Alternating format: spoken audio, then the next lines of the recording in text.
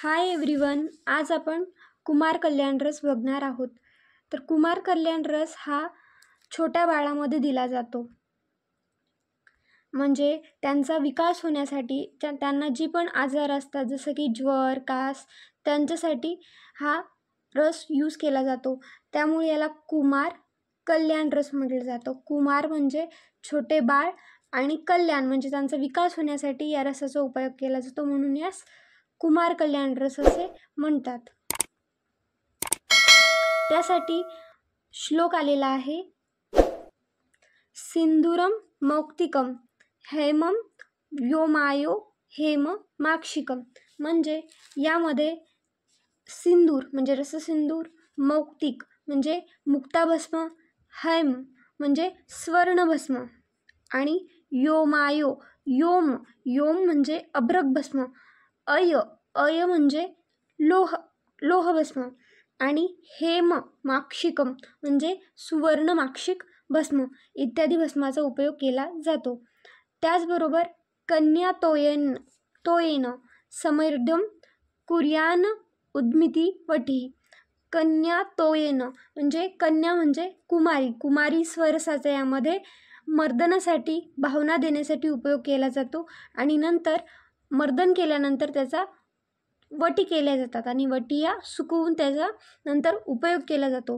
याचा रेफरन्स आलेला आहे भैषज्य रत्नावलीमध्ये. नंतर याच्या घटक द्रव्याची ट्रिक आहे.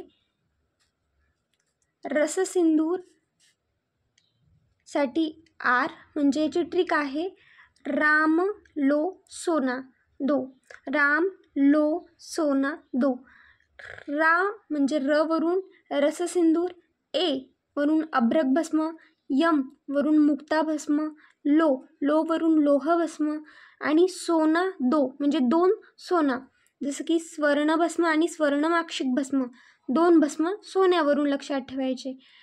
आणि कुमारी स्वरसाची भावना हे कुमार कल्याण रस याच्यावरूनच लक्षात येते की यामध्ये कुमारीची भावना द्यायची आहे. याचं प्रमाण आहे 2.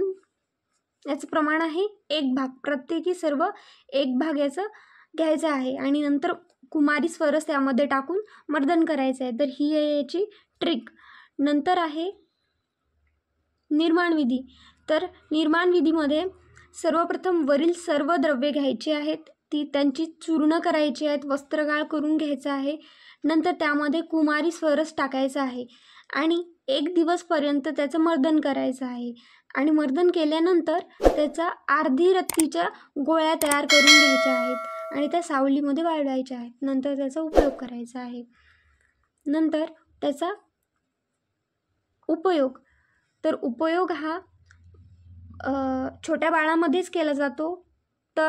तर याचा उपयोग हा कोणत्याही एजमध्ये केला जातो. तर याचा उपयोग हा प्रामुख्याने ज्वर, श्वास, कास, वमन, बालशोष, बालग्रह, कामला, दूषित ज्वर, बालतिसार, मंदाग्नी आणि कृशता इत्यादी आजारावर याचा उपयोग केला जातो. तर केमिकल कंपोजिशन यामध्ये red sulphide of mercury, calcium carbonate, स्वर्णभस्मामध्ये 90% प्युअर गोल्ड असते. नंतर silica, iron, calcium, magnesium, sodium, potassium, titanium, iron oxide या पद्धतीचे केमिकल्स असतात. नंतर फायटोकेमिकल कंपोजिशन यामध्ये कुमारीचा वापर केला जातो. तर कुमारीमध्ये एलेमोडिन, ॲलेक्टिन ए, ॲलोनिन आणि बार्बोलिन इत्यादी घटक असतात. याची मात्रा आहे 62.5 mg आणि अणुपान आहे दुग्ध, शहद आणि सीता. याची जी मात्रा आहे ती कमी आहे, म्हणजे याची मात्रा ही इतर औषधीपेक्षा थोडी कमी आहे, कारण या औषधीचा उपयोग हा बाळामध्ये केला जातो, म्हणून याची मात्रा ही कमी आहे. सेवनकाल हा प्रातः एवं सायंकाळ असा याचा सेवनकाळ आहे. पथ्यापथ्य हे रोगानुसार आहे. जो रोग असला त्या रोगानुसार पथ्यापथ्य पाळावयाचे आहे. थँक्यू. जर व्हिडिओ आवडला असेल तर लाईक करा आणि चॅनलला सबस्क्राईब करा आणि व्हिडिओला शेअर करा.